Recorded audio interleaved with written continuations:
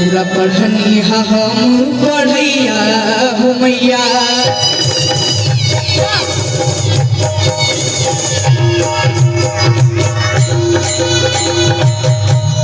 किला लीला हर दरवा हरवा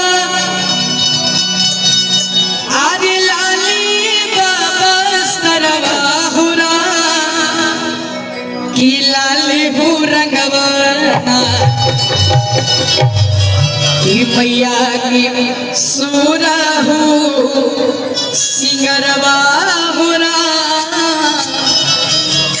की लाली हो रंगवा आवे के बाद दुगुनी भाव लाली हर दरवा हरवा लाली वापस करवा हुरा की लाली हो रंगवा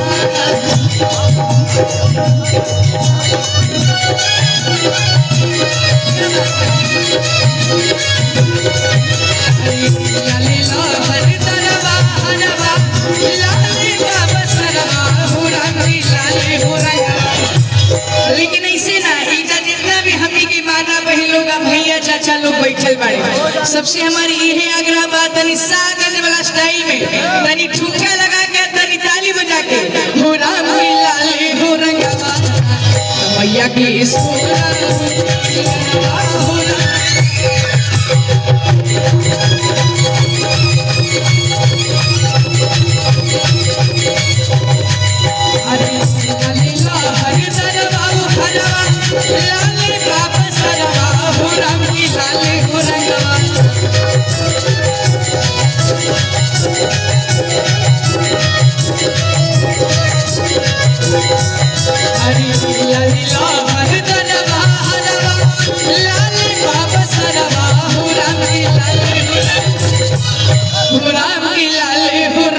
और हम चाहते नहीं जब मैया रानी के भजन होता तो एक जोरदार जयकारी लागे की चाहिए प्रेम से बोली सच्चे दरबार की।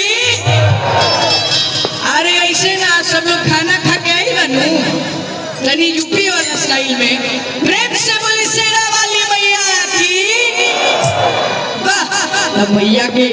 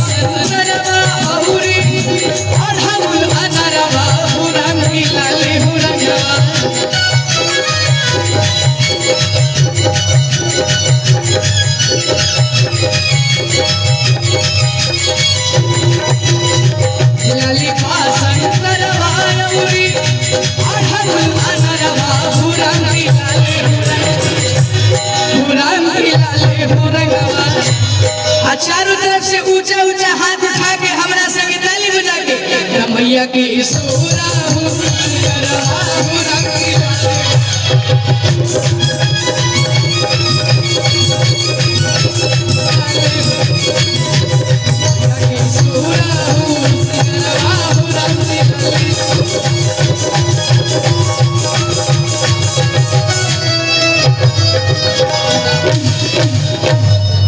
कि मैया की सूरा हो सिंगरवा हो कि लाले हो रंगवाना। हमारे मोंटी अंकल हम सबके बीच में हैं, उनको मेरा प्रणाम है। लेकिन जब हम बागेश्वर धाम गए थे तो हमने एक भजन गाया था और बहुत वायरल हुआ था, ओ मेरे भारत का बच्चा बच्चा जय जय श्री राम बोलेगा कि हर घर में अब एक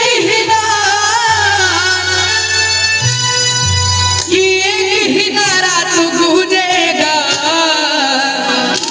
प्रेम से बोली श्यामती रामचंद्र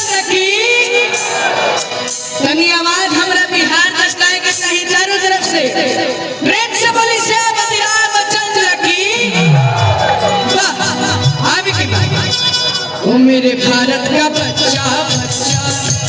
और हम सबके बीच हमारे माननीय विधायक रमेश सिंह चाचा जी हैं, हम चाहते हैं आप 2 मिनट के लिए आ जाइए। ओ मेरे भारत का बच्चा बच्चा, मेरे भारत का बच्चा बच्चा, जय जय श्री राम। जय जय श्री राम बोलेगा कि हर घर में अब एक ही नाम जय श्री, हर घर में अब एक ही नाम, एक ही नारा गूंजेगा। बोले श्याम रामचंद्र की। और एक बार थोड़ा विधायक जी के लिए आप सभी जोरदार ताली बजा दिए, बहुत अच्छा लगा चाचा जी से मिलके। और कहना है क्या, ओ मेरे भारत का बच्चा बच्चा, मेरे भारत का बच्चा बच्चा, जय जय श्री राम बोलेगा। भारत का बच्चा बच्चा, जय जय श्री राम बोलेगा। अच्छा, हमने के यूपी में बानी जा तो एक लाइन हमने के बुलडोजर बाबा मुख्यमंत्री जी खाते, योगी जी खाते, आरे घुस जाल बिलिया में सांप बिच्छू गोजर, अरे घुस जाल बिलिया में सांप बिच्छू गोजर, चलेला जब चाप के बाबा का बुलडोजर, चलेला जब बाबा के बुलडोजर, चलेला जब चाप। घुस जाल बिलिया में सांप बिच्छू गोजर, घुस जाल बिलिया में सांप बिच्छू गोजर, चलेला जब चाप बाबा के बुलडोजर, चलेला जब चाप के बाबा के बुलडोजर। भैया लेकिन हम एक चीज बताना भूल गए कि आज हमारे रमेश सिंह अंकल जी का जन्मदिन भी है। तो सबसे पहले तो जन्मदिन की ढेर सारी बधाई लेके, अरे राजा जी खजनवा दीदा, अरे रानी जी गहनवा दीदा। और दूसरी चीज, आज अंकल की शादी की एनिवर्सरी भी है, मैरिज एनिवर्सरी भी है। तो चाची जी से भी हमारा आग्रह है, अगर वो भी मंच पे आ जाती तो बहुत अच्छा लगता कि अरे राजा जी खजनवा दीदा,